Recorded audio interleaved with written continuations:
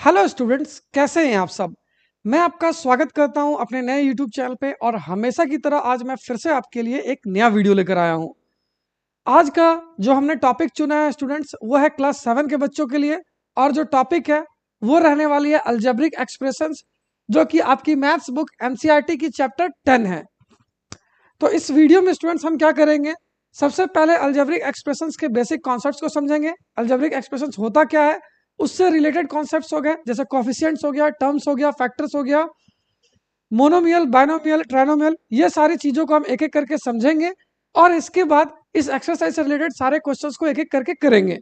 तो आइए स्टूडेंट्स, बिना वक्त जाहिर किए हम स्टार्ट कर लेते हैं आज का अपना सेशन।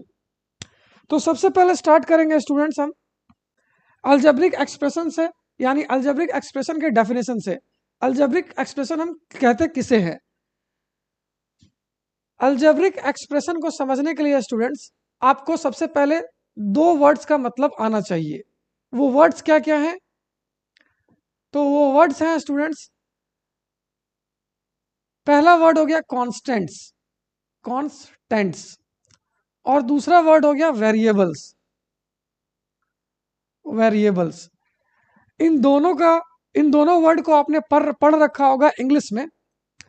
पहला वर्ड कांस्टेंट, कांस्टेंट का मतलब होता है स्टूडेंट्स फिक्स्ड, यानी जिस चीज की वैल्यू क्या हो, फिक्स्ड हो। यानी कांस्टेंट का मतलब क्या हो गया, having fixed value. Fixed value से क्या समझे, जिसका वैल्यू चेंज ना करे, ठीक है, वो फिक्स रहे। यानी जो भी नंबर्स होते हैं स्टूडेंट्स हमारे पास, नंबर्स जैसे कि 3, 7, 5, -1, -3, 0, ये सारे क्या है ना स्टूडेंट्स, ये नंबर्स हैं, इनका वैल्यू फिक्स होता है। 3 का मतलब 3 होता है, ठीक है, ये कभी भी चेंज नहीं करेंगे अपनी वैल्यू, तो इन्हें हम क्या कहते हैं, कांस्टेंट्स। दूसरा शब्द जो है वो है वेरिएबल्स। वेरिएबल्स का क्या मतलब होता है, वेरिएबल्स का सीधा मतलब होता है विच कैन वेरी। वेरी का मतलब which can change, basically which can very और विच कैन चेंज, ठीक है स्टूडेंट्स। तो आप इंग्लिश जितने भी वर्ड्स देखते हो ना अल्फाबेटिकल, छोटे वाले, जैसे हो गया x, Y, Z, P, Q, R, A, B, C, etcetera, ये सारे इंग्लिश वर्ड्स को हम क्या कह देते हैं, वेरिएबल्स कह देते हैं, ठीक है। इसी कांस्टेंट और इसी वेरिएबल से मिल करके क्या बनता है, आपका बनता है अलजेब्रिक एक्सप्रेशंस। उम्मीद करता हूं स्टूडेंट्स ये जो मैंने समझाया आपको समझ आया होगा। कांस्टेंट का मतलब क्या होता है, सारे नंबर्स जो कि 1, 2, 3, 4, 5 ये सारे हो गए। वेरिएबल्स का क्या मतलब हो गया, वो सारे कॉन्स्टेंट्स या वॉवेल्स जो कि लिखे होते हैं इंग्लिश में, X, Y, Z, P, Q, R, इन दोनों को मिला करके बनता है अलजेब्रिक एक्सप्रेशन। अगर आपने एनसीईआरटी की बुक देखी होगी या ये चैप्टर खोला होगा तो आपको कहीं ऐसा मिला होगा, x+3, 2x-1, 3y+2, ये आप इनको देखोगे ना स्टूडेंट्स, तो ये क्या हो गया, मेरा अलजेब्रिक एक्सप्रेशन हो गया। क्यों, आप देखो x इसमें क्या है, वेरिएबल है, और 3 क्या है, कांस्टेंट है। आप यहाँ पे देखोगे तो ये वेरिएबल हो गया, ये 1 क्या हो गया, कांस्टेंट हो गया। तो ऐसे ही वेरिएबल और कांस्टेंट को मिला करके हम क्या बनाते हैं, अलजेब्रिक एक्सप्रेशन बनाते हैं। अब आपको मैं बताता हूँ, ये जो एक्स, वाई, जेड, ये जो इंग्लिश अल्फाबेट्स लिए जा रहे हैं, इन्हें वेरिएबल्स हम क्यों कहते हैं। सपोज कीजिए स्टूडेंट्स, हम पहले क्या करते हैं ना, ये x+3 वाले एक्सप्रेशन को हम लिखते हैं। तो अगर मान लीजिए लिखा है कहीं पे x+3, तो ये हमारे पास क्या है स्टूडेंट्स, ये है एक अलजेब्रिक एक्सप्रेशन। अब ये चेक करना है आपको कि इसे वेरिएबल क्यों कहते हो, तो आप एक काम करो, लिखो व्हेन x=0। मान लीजिए इस एक्सप्रेशन में हमने क्या किया, x की वैल्यू को 0 ले लिया, तो आप क्या लिखोगे, x+3 इक्वल्स टू, एक्स की वैल्यू 0 हो गई, +3, इसका आंसर कितना मिला हमें, 3 मिला, ठीक है, एक आंसर हमें क्या मिल गया, 3। ऐसे ही जब हम पुट करते हैं व्हेन x=2, सपोज कीजिए मैंने 2 पुट कर लिया, तो ये क्या हो जाएगा, x+3 इक्वल टू, आप 2 x के जगह पे क्या लिखोगे, 2 लिखोगे और फिर +3, तो आपकी वैल्यू 5 आ गई, ठीक है स्टूडेंट्स। ऐसे ही अगर हमने x की वैल्यू मान लो -1 ले लिया, तो अगर हम x के जगह क्या पुट करेंगे, -1 और फिर +3, तो ये क्या हो जाएगा, 3 में हम माइनस करेंगे 1 तो क्या मिलेगा 2। तो आप देख पा रहे होगे x की अलग अलग वैल्यू जब रख रहे हैं तो इस एक्सप्रेशन का वैल्यू क्या हो रहा है, आंसर चेंज होता जा रहा है। ठीक है, इसीलिए ये जो वेरिएबल्स है ना स्टूडेंट्स, इनकी वैल्यू आप अलग अलग रखते जाओगे, यानी वेरिएबल्स जो हैं अलग अलग वैल्यूज ले सकते हैं, स्टोर कर सकते हैं। तो उससे अलजेब्रिक एक्सप्रेशन का क्या है, आंसर भी चेंज होता जाएगा। जो मैंने आपको ये बताया अभी, x की वैल्यू मैंने 0 लिया तो पूरे अलजेब्रिक एक्सप्रेशन की क्या वैल्यू आ गई, 3 आ गई, 0 + 3। ऐसे ही x की वैल्यू 2 लिया तो 2 + 3 आंसर 5 हो गया। देखिए x की वैल्यू आप चेंज करते जा रहे हो तो क्या एक्सप्रेशन का वैल्यू चेंज होता जा रहा है। अभी हो सकता है स्टूडेंट्स चैप्टर की स्टार्टिंग है तो आपको थोड़ा बहुत समय लगे समझने में, लेकिन मैंने जितना समझाया अगर आप इतना समझ ले रहे हो ना तो ये चैप्टर बहुत आसान है। ठीक है, लाइन बाय लाइन हम करेंगे। इसमें सबसे पहली चीज है ना, एनसीईआरटी की जो पहली क्वेश्चन है उसमें दिया गया है कि आप अलजेब्रिक एक्सप्रेशन बनाओगे कैसे। ठीक है, फॉर्मेशन। तो पहले हम सीखते हैं क्या students, formation of algebraic expressions. Formation of algebraic expressions. ठीक है, अब अलजेब्रिक एक्सप्रेशन अगर हम बना रहे हैं तो इसमें कांस्टेंट भी होंगे और वेरिएबल्स भी होंगे। जितने भी सारे नंबर्स होंगे ना स्टूडेंट्स, जितने भी सारे नंबर्स होंगे वो क्या होंगे, कांस्टेंट होंगे। और जो भी अल्फाबेटिकल चीज लिखी हुई है जैसे एक्स वाई जेड, ये सारी चीजें क्या होंगी, वेरिएबल्स होंगी। इन दोनों को कंबाइन करके हम क्या बनाएंगे, अलजेब्रिक एक्सप्रेशन। सपोज कीजिए क्वेश्चन आपके पास लिखा है एड 2 to x। ठीक है, तो इसमें क्या कहा गया, आपको 2 को ऐड करना है किसमें, x में। तो अलजेब्रिक एक्सप्रेशन क्या बन जाएगा हमारा, पहले आप x लिखो फिर इसमें क्या ऐड करो, 2 ऐड करो। तो ये हमारा क्या हो गया, अलजेब्रिक एक्सप्रेशन हो गया। सपोज कीजिए स्टूडेंट्स अगर ऐसा लिखा है subtract 3 from the product of 3y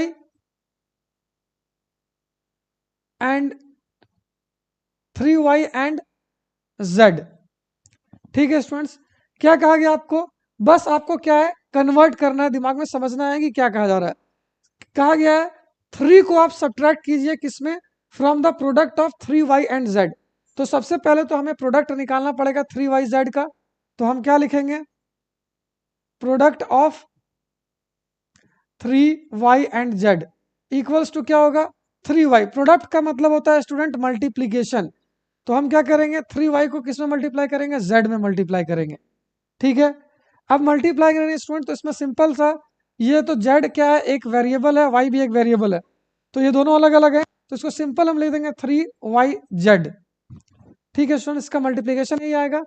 अब क्या करना है, आपको बोला गया सब्ट्रैक्ट कीजिए 3, तो रिक्वायर्ड एक्सप्रेशन क्या होगा, रिक्वायर्ड अलजेब्रिक एक्सप्रेशन क्या हो जाएगा आपके पास, ये हो जाएगा 3yz।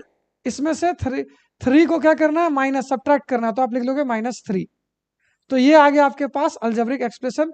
हमने क्या किया है, पहले 3y को z से मल्टीप्लाई किया, फिर उसमें 3 को माइनस किया।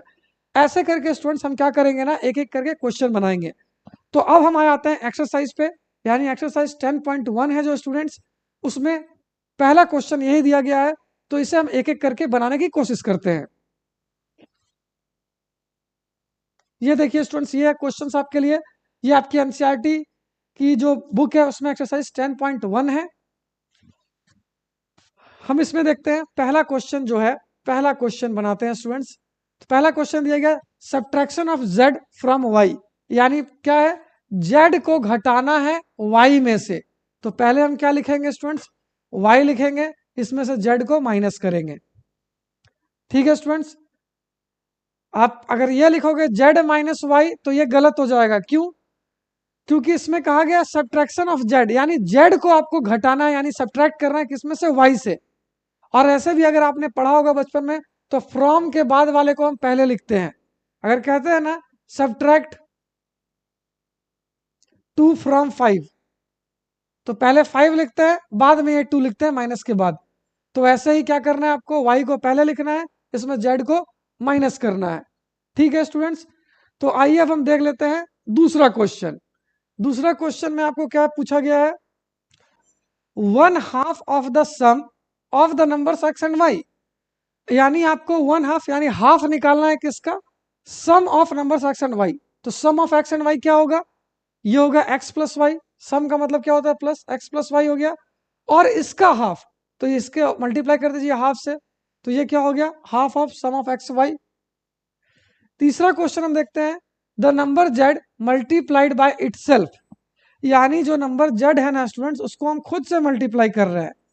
तो z हो गया, z को हम खुद से मल्टीप्लाई करेंगे, तो ये मेरा हो जाएगा z की पावर 2, यानी इसे हम पढ़ते हैं z squared, squared, z square. ठीक है स्टूडेंट्स, हमेशा याद रखिएगा स्टूडेंट्स, अगर हम दो नंबर को ऐड करते हैं, सॉरी दो वेरिएबल को ऐड करते हैं, सपोज कीजिए लिखा है x, इसमें हम x को ऐड करते हैं, इसमें ऐड करते हैं तो इसको हम, ये कितनी बार x लिखा है, दो बार, तो 2x लिखेंगे।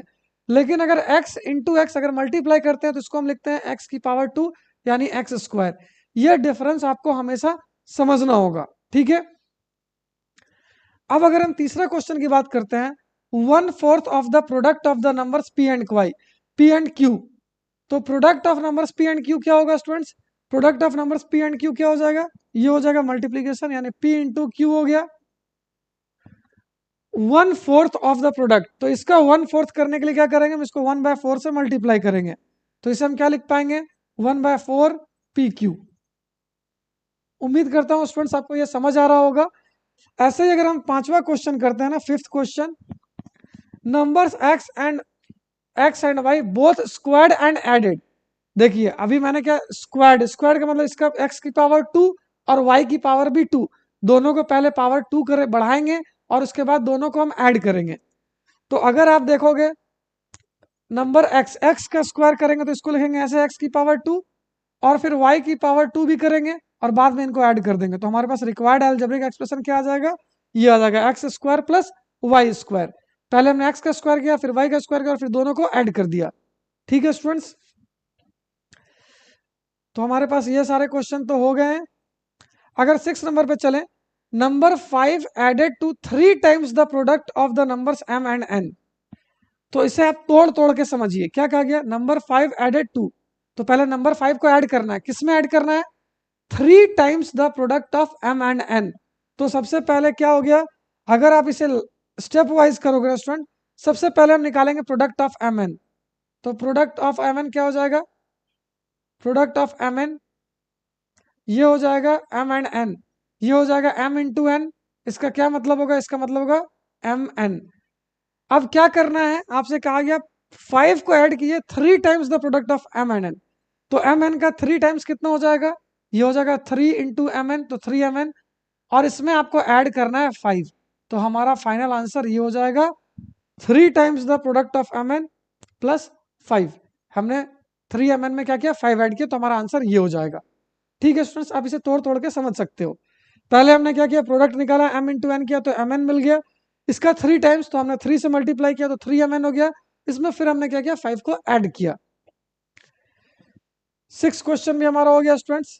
अब अगर 7th की बात करते हैं, 7th में आपसे कहा गया है product of the numbers y and z subtracted from 10, यानी पहले आपको क्या करना है, प्रोडक्ट निकालना है y और z का, तो y और z का y इंटू जेड क्या मिल जाएगा आपको, y z ही मिलेगा। अगर मैं 7 यहां बना दूं, तो product of the numbers of y and z subtracted from 10, तो इनका प्रोडक्ट जो होगा स्टूडेंट वो तो y into Z equal to Y Z ही होगा। अब इस प्रोडक्ट को क्या करना है, आपको 10 में से माइनस करना है, तो हम लिखेंगे 10 minus y into z which is equal to 10 minus y z, यही आपका रिक्वायर्ड अलजेब्रिक एक्सप्रेशन होगा। ठीक है स्टूडेंट्स, बेसिकली ये बहुत ही आसान है स्टूडेंट्स, बेसिकली आपको पता होना चाहिए कि हम कांस्टेंट और वेरिएबल किसे कहते हैं। इसमें जितने भी नंबर्स आप देख रहे हैं, नंबर्स क्या है, कांस्टेंट है, और जो भी आप अल्फाबेटिकल वर्ड्स देख रहे हैं वो क्या है, वो सारे के सारे वेरिएबल्स है। ठीक है, अब अगर क्वेश्चन नंबर 8 की अगर बात कर लेते हैं स्टूडेंट्स, ऐसे ही एक काम करता हूं स्टूडेंट्स, ये लास्ट वाला क्वेश्चन जो है ना, मैं आपको यहाँ ऊपर करके दिखा देता हूँ, उम्मीद करता हूँ कि आपने लिख लिया होगा। अगर आप देखोगे तो क्वेश्चन नंबर 8 में क्या कहा गया है आपसे, क्वेश्चन नंबर 8 में कहा गया sum of the numbers A and B, यानी ए और बी को पहले हम जोड़ेंगे और उसके बाद घटाएंगे किसमें से, उनके प्रोडक्ट से। तो अगर आप लिखोगे तो sum of a and b क्या हो जाएगा, सम इक्वल टू होता है ए प्लस बी, और प्रोडक्ट ऑफ ए बी और क्या हो जाएगा students, product of a and b हो जाएगा ए इंटू बी। ठीक है, ये दोनों हमें मिल गया सम और प्रोडक्ट। अब क्या कहा गया है ना, आपको सम को क्या करना है, सब्ट्रैक्ट करना है, किसमें से, प्रोडक्ट में से। तो हम क्या लिखेंगे, a b minus a plus b, और ये ए प्लस बी ब्रैकेट में आएगा, ये हमेशा याद रखिएगा। क्यों, क्योंकि ए प्लस बी ये एडिशन है तो बीच में एक साइन प्लस का है, ये माइनस अंदर मल्टीप्लाई होगा तो ये भी माइनस हो जाएगा, तो ये आपका आंसर हो जाएगा। ठीक है स्टूडेंट्स, तो उम्मीद करता हूं स्टूडेंट्स पहला क्वेश्चन जो है ना आपको ये समझ आया होगा। आप चाहो तो इसे नोट डाउन कर सकते हो, इसके बाद हम चलेंगे अपने दूसरे क्वेश्चंस की तरफ।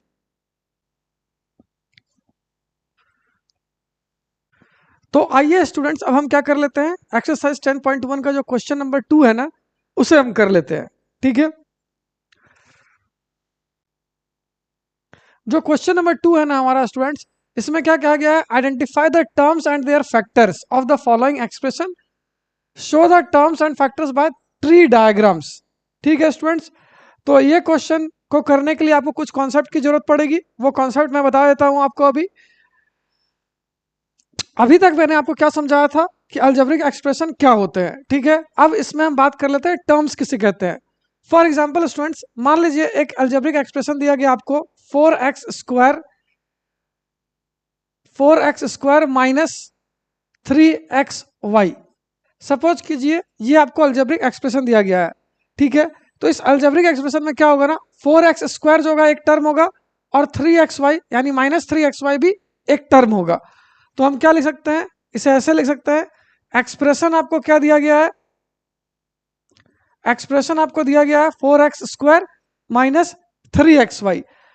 इसमें हम टर्म्स की बात करेंगे तो टर्म्स आप ऐसे लिख सकते हो स्टूडेंट्स, दो टर्म है इसमें, पहला टर्म है 4x स्क्वायर और दूसरा टर्म है -3xy, ये होगा हमारा टर्म्स।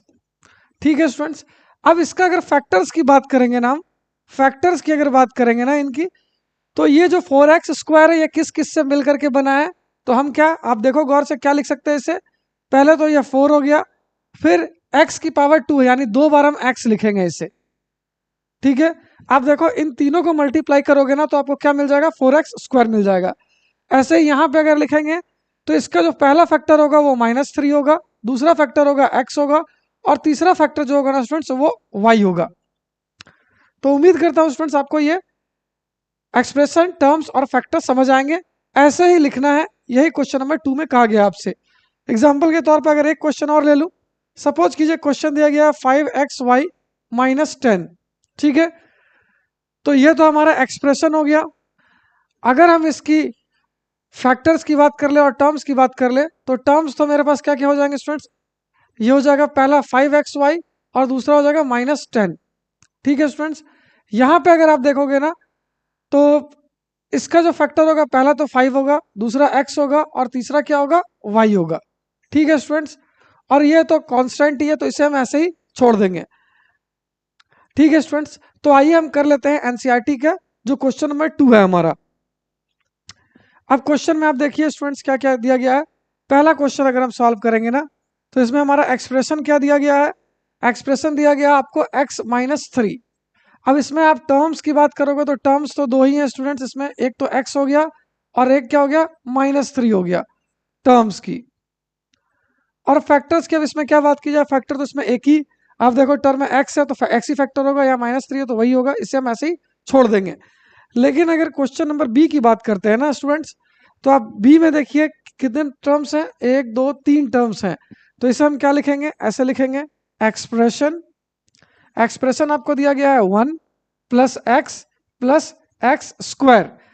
अब अगर आप देखोगे इसमें टर्म्स लिखने की बात करते हैं हम, तो टर्म्स हम ऐसे लिख पाएंगे, यहां पे लिखेंगे नीचे में टर्म्स, ये क्या है, पहला टर्म 1 है, दूसरा टर्म x है, और तीसरा टर्म क्या है, x स्क्वायर है।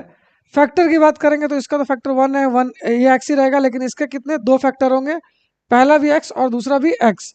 इसे ही स्टूडेंट्स हम क्या कहते हैं, फैक्टर ट्री डायग्राम कहते हैं। ठीक है, ट्री डायग्राम्स कहते हैं। अगर आप देखोगे ऐसे ही क्वेश्चन नंबर सी की बात कर ले हम, तो क्वेश्चन नंबर सी में क्या होगा, ये होगा y माइनस वाई क्यूब। तो ये तो मेरा एक्सप्रेशन हो गया, तो हम इसे ऐसे लिख लेंगे। एक्सप्रेशन क्या हो गया आपके पास, y minus y cube. Terms की बात करेंगे तो आप देख लो, दो टर्म है, पहला y है, दूसरा माइनस वाई क्यूब है। अब एक बात आपको ध्यान रखना है स्टूडेंट्स, फैक्टर की अगर हम बात कर रहे हैं ना, यहाँ पे देखो माइनस वाई क्यूब है, तो इसे आपको क्या लिखना है, इसे लिखना है माइनस के लिए हम क्या लिख देंगे, -1 लिख देंगे। फिर दूसरा फैक्टर y होगा, तीसरा भी y होगा, और चौथा भी y होगा। ये नहीं कि अगर आपको वाई क्यूब दिया गया है माइनस वाई क्यूब, तो आप इसे लिखोगे माइनस वाई इंटू वाई, ये गलत हो जाएगा। आपको 1 अलग से दिखाना है। ठीक है, क्योंकि ये जो पावर 3 है ना, ये y की पावर है तो आपको ऐसे करके दिखाना है। अब अगर हम बात कर लेते हैं अपने अगले क्वेश्चन की, तो अगला क्वेश्चन दिया गया है डी नंबर। डी में क्या दिया गया है students, 5x y square plus 7x square y. इसके अगर टर्म्स की बात करेंगे तो आप देखिए, टर्म्स पहला क्या हो गया, 5x वाई स्क्वायर हो गया, दूसरा टर्म हो गया क्या, 7x स्क्वायर वाई।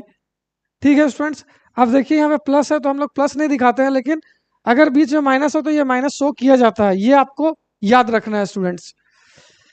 अब अगर इसको फैक्टर ट्री डायग्राम बनाएंगे तो पहले तो 5 मिलेगा हमें, फिर क्या मिलेगा बच्चों, x मिलेगा, फिर क्या मिलेगा, y मिलेगा, और एक बार y फिर से मिलेगा, क्योंकि y की पावर क्या है, 2 है। ऐसे ही अगर आप इसका फैक्टर लिखोगे तो पहले तो हमें 7 मिल जाएगा, फिर क्या मिल जाएगा, x मिल जाएगा, इसके बाद भी x मिल जाएगा, क्यों, क्योंकि x की पावर कितनी है, 2 है। तो दो फैक्टर हमें x के दिखाने होंगे, और फिर इसके बाद लास्ट में जो आपको मिल जाएगा y मिल जाएगा। यही आपका आंसर हो जाएगा। तो उम्मीद करता हूं स्टूडेंट्स आपको यह तो समझ में आ ही रहा होगा।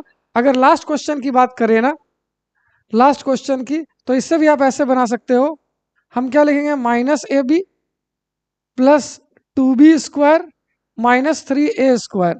इसके अगर बात करते हैं नंबर ऑफ टर्म्स की, तो 3 हो जाएगी, क्या क्या, -ab, फिर बीच में हो गया 2b स्क्वायर, और लास्ट में हो जाएगा क्या, -3a स्क्वायर। इसका अगर आप फैक्टर ट्री डायग्राम बनाते हो ना, तो क्या हो जाएगा, पहले तो लिखेंगे -1, क्योंकि माइनस को दिखाने के लिए -1 से दिखाते हैं, फिर एक फैक्टर a हो जाएगा, और लास्ट में क्या हो जाएगा, b हो जाएगा। ऐसे ही इसे हम बनाएंगे तो पहला तो 2 होगा, फिर दूसरा b होगा, और इसके बाद वाला भी b होगा। ऐसे ही आप यहाँ देखोगे तो ये तो होगा -3, फिर होगा एक a, और लास्ट में एक हो जाएगा a। तो यही हो गया स्टूडेंट्स हमारा क्वेश्चन नंबर 2 का पार्ट 1 का सॉल्यूशन। आप इसे नोट डाउन कर सकते हो। हालांकि स्टूडेंट्स आपको एक क्वेश्चन कर लेने के बाद ना, वीडियो को पॉज करके बाकी सारे क्वेश्चन को खुद से अटेम्प्ट करना चाहिए, आपको देखना चाहिए समझ आ रहा है कि नहीं। ठीक है, आप इसे नोट डाउन कर लो। इसके बाद हम करते हैं ना क्वेश्चन नंबर 2, यानी पार्ट 2 का क्वेश्चन नंबर 2। तो ये तो आ गया स्टूडेंट हमारा क्वेश्चन नंबर 2। इसमें देखिए स्टूडेंट्स आपसे क्या कहा गया है, identify the terms and factors in the expression given below. यानी इस क्वेश्चन में आपसे ट्री डायग्राम नहीं बनाने को कहा गया है। जब भी स्टूडेंट ऐसे क्वेश्चन आएंगे कि आपको क्या करना है, सिर्फ टर्म्स और फैक्टर्स को आइडेंटिफाई करना है ना, तो हम क्या करेंगे, एक टेबल बनाएंगे। कैसा टेबल बनाएंगे, तो आइए मैं आपको सिखा देता हूं। ये हो गया पहला एक्सप्रेशन, यानी अलजेब्रिक एक्सप्रेशन। इसके बाद क्या क्या गया, टर्म्स। तो आप लिखोगे टर्म्स को बीच में, यहाँ पे टर्म्स हो गया ये, और यहाँ पे क्या लिखोगे स्टूडेंट्स, यहाँ पे लिखोगे फैक्टर्स। ये टेबल आपको बनाना है। इसके बाद क्या करना है, अलजेब्रिक एक्सप्रेशन को यहाँ लिखना है, उसमें जो 2 टर्म है या 3 टर्म है यहाँ लिखना है, और बाकी फैक्टर्स को यहाँ लिखना है। कैसे लिखेंगे देखिए, पहला पार्ट ए में क्वेश्चन कहा गया है -4x प्लस 5। तो इसमें टर्म्स क्या क्या है, तो देखिए पहला हो गया -4x, और दूसरा टर्म हो गया 5। हम ऐसे अलग अलग लिखेंगे। अब -4x का टर्म फैक्टर क्या होगा स्टूडेंट, तो एक तो -4 होगा, मैंने भी आपको सिखाया, और दूसरा होगा x। 5 तो कांस्टेंट है, इसका कोई फैक्टर हम लोग अभी नहीं लिखेंगे। ठीक है, सिर्फ अलजेब्रिक टर्म का ही फैक्टर्स लिखते हैं स्टूडेंट्स हम लोग। अब अगर हम बात कर लेते हैं क्वेश्चन नंबर 2 की, तो क्वेश्चन नंबर 2 में यानी बी में दिया गया आपको -4x प्लस 5y। तो क्या दो टर्म आ गया, एक तो आ गया -4x, और दूसरा आ गया आपके पास 5y। तो इसका जो फैक्टर होगा क्या होगा स्टूडेंट्स, -4 होगा और x होगा। ऐसे ही इसका फैक्टर क्या होगा, 5 होगा और दूसरा y होगा। दूसरा क्वेश्चन भी हमारा कंप्लीट हो गया। ऐसे ही स्टूडेंट्स अगर पार्ट सी देखेंगे ना हम, पार्ट सी में दिया गया 5y प्लस 3y स्क्वायर। तो 5y एक फैक्टर हो गया इसके पास और दूसरा हो गया 3y स्क्वायर। ठीक है, तो अब इस पहले वाले का फैक्टर क्या हो जाएगा 5 कॉमा वाई, दूसरे वाले का फैक्टर हो जाएगा क्या students 3 comma y comma y. आपको मैंने बताया था जितना पावर होगा उतने बार हम लिखेंगे, तो y का पावर 2 है तो y 2 बार आएगा। ठीक है स्टूडेंट्स, ऐसे ही अगर आप देखोगे ना तो d की बात करते हैं, अगर हम बात करते हैं तो ये दिया गया x y plus 2x square y square. ठीक है, तो पहला टर्म हो गया एक्स वाई, दूसरा टर्म हो गया 2x स्क्वायर वाई स्क्वायर। तो पहले वाले के लिए तो हम लिख सकते हैं एक फैक्टर x होगा, दूसरा क्या होगा y होगा, लेकिन दूसरे वाले के लिए 2 होगा, फिर x दो बार हम लिखेंगे। ऐसे ही y की पावर 2 है तो y भी को भी हम दो बार ही लिखेंगे। तो ये हमारा क्वेश्चन नंबर डी भी हो गया स्टूडेंट्स। ऐसे ही अगर हम बात कर लेते हैं ई की, तो ई में क्या दिया गया है पी क्यू प्लस क्यू। तो यहाँ पे हमारे पास दो टर्म है, तो पहला टर्म हो गया क्या पी क्यू हो गया, दूसरा टर्म हो गया क्यू। तो पी क्यू में दो फैक्टर आएंगे, एक पी होगा दूसरा क्या होगा क्यू होगा। और ये तो दूसरे में तो लिखने की आवश्यकता ही नहीं है, सिर्फ क्यू ही बचा है। ठीक है स्टूडेंट्स। ऐसे ही अगर आप देखोगे ई के बाद एफ, एफ में क्या कहा गया स्टूडेंट्स, कहा गया है 1.2 a b minus 2.4 b plus 3.6 a. तो हम इसे लिखेंगे 1.2 a b minus 2.4 b plus 3.6 a, 3.6 ए।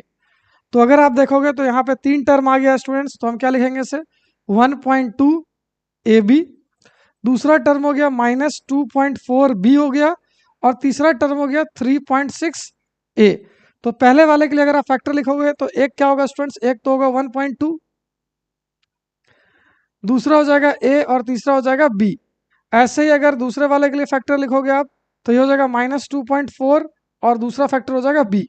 ऐसे ही लास्ट वाले के लिए पहला फैक्टर होगा 3.6 और दूसरा फैक्टर होगा ए।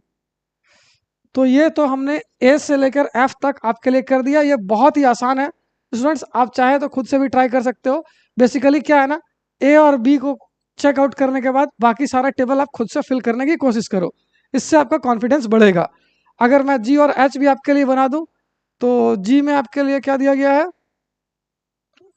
ये हो गया एक्सप्रेशन, यहाँ पे हो गया टर्म्स और यहाँ पे हो गया क्या फैक्टर्स। आपको ऐसे ही करना है स्टूडेंट्स, एग्जाम में भी आपको ऐसे ही बनाना है अगर आपसे टर्म्स और फैक्टर्स पूछा जाए तो जी में आपके पास क्या दिया गया है, जी में आपके पास दिया गया 3/4x प्लस 1/4। 3/4x पहला टर्म हो जाएगा 3/4x, दूसरा हो जाएगा 1/4। तो इसमें तो दो फैक्टर मिलेंगे आपको 3/4 और एक x, लेकिन ये तो कांस्टेंट है तो इसे हम ऐसे ही छोड़ देंगे। इसके बाद स्टूडेंट्स अगर बात करेंगे लास्ट वाले क्वेश्चन की, तो ये दिया गया है 0.1 पी स्क्वायर प्लस 0.2 प्लस दिया गया क्या 0.2 क्यू स्क्वायर। तो इसमें दो टर्म क्या होगा, पहला होगा 0.1 पी स्क्वायर और दूसरा होगा 0.2 क्यू स्क्वायर। इसके फैक्टर होंगे 0.1 कॉमा पी क्योंकि पी की पावर 2 है। ऐसे ही 0.2 पहला फैक्टर हो गया और क्यू की पावर 2 है तो दो बार हम क्यू लिख देंगे। तो ये क्वेश्चन हमारा खत्म हो गया। तो उम्मीद करता हूँ स्टूडेंट्स आपको ये सारे क्वेश्चन समझ आए होंगे। ठीक है, आप इसे नोट डाउन कीजिए, इसके बाद हम लोग चलेंगे अगले क्वेश्चंस की तरफ।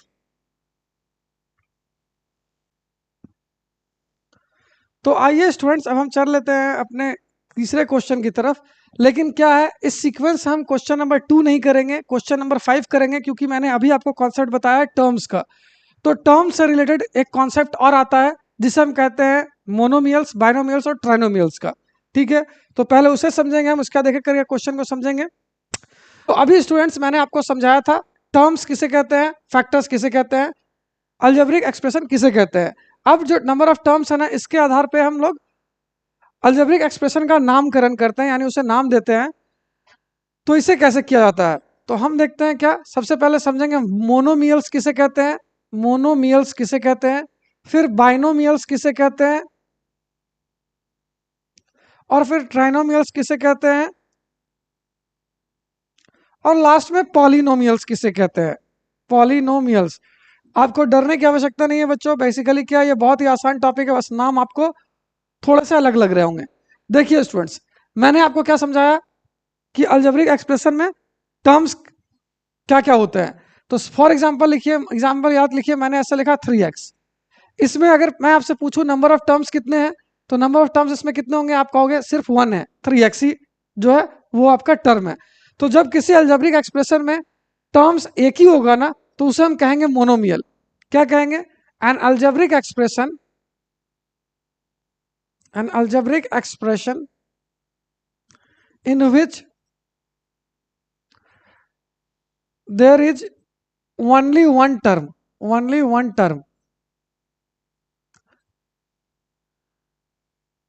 is called a monomial, a monomial।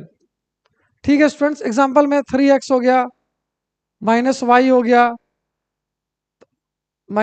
गया, आप लिख सकते हो 3p एक्सेट्रा। यानी अगर किसी अलजेब्रिक एक्सप्रेशन में सिर्फ एक ही टर्म है तो उसे हम क्या कहेंगे, मोनोमियल कहेंगे।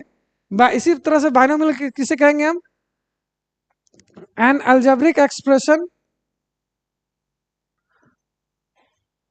which contains only two terms are called binomials. यानी किसी अलजेब्रिक एक्सप्रेशन में स्टूडेंट्स अगर सिर्फ दो ही टर्म होगा, जैसे 3x माइनस 2y। आप देखिए इसमें, ये एग्जांपल मैं लिख रहा हूं, इसमें कितने टर्म है, एक और दो, दो टर्म है, तो ये बाइनोमियल है। ऐसे ही अगर मैं लिख देता हूं -q plus p, 3x minus 4y, ऐसे ही अगर मैं लिख देता हूं -x प्लस 2। ठीक है, तो ये सारे स्टूडेंट क्या है, इसमें दो ही टर्म है, तो इसे हम क्या कहते हैं, बाइनोमियल्स कहते हैं। ठीक है, ट्राइनोमियल्स की बात करेंगे तो N algebraic expression which contains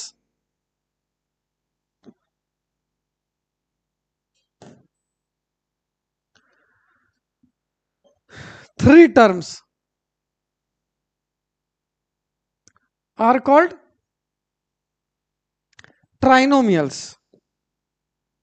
trinomials are called trinomials। ठीक है स्टूडेंट्स, ये तो डेफिनेशन हो गया आपका। अब इसका एग्जांपल में बात करें तो आप लिख लो x plus y plus z. आप देखो x plus y plus z, तीनों अलग अलग अलजेब्रिक एक्सप्रेस, तीनों अलग अलग टर्म है इसमें। ऐसे ही आप लिख सकते हो 3p प्लस 2q माइनस 10, इसमें भी तीन टर्म हो गया, तो ये क्या हो गया, ट्राइनोमियल हो गया। तो समझाने का मतलब है कि अगर मोनोमियल आप देखोगे किसे कहेंगे, जिसमें वन टर्म होगा। बाइनोमियल, बाई का मतलब होता है टू, जैसे आप देखते हो बाईसाइकिल। ठीक है, तो जिसमें दो पहिए होते हैं। तो बाइनोमियल्स का मतलब हो गया जिसमें दो टर्म्स होंगे। ट्राइनोमियल्स का मतलब हो गया क्या, जिसमें तीन टर्म्स होंगे।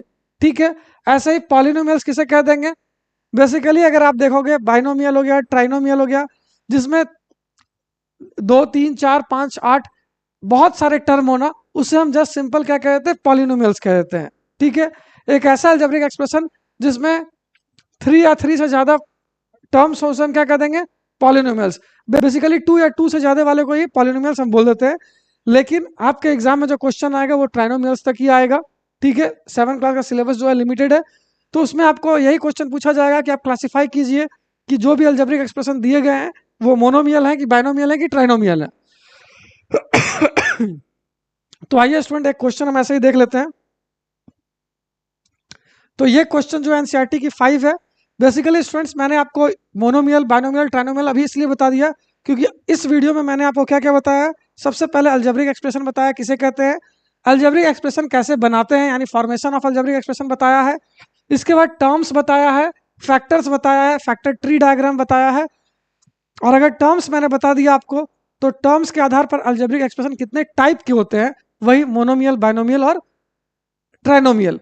इसीलिए क्वेश्चन नंबर 5 को मैंने इस वीडियो में इंक्लूड किया है। तो आइए हम देख लेते हैं कि इसे हम क्लासिफाई कैसे करेंगे। तो क्लासिफाई करने के लिए भी स्टूडेंट्स आपको क्या करना है, बेसिकली आप एक टेबल बना लीजिए ऐसे, मोनोमियल्स,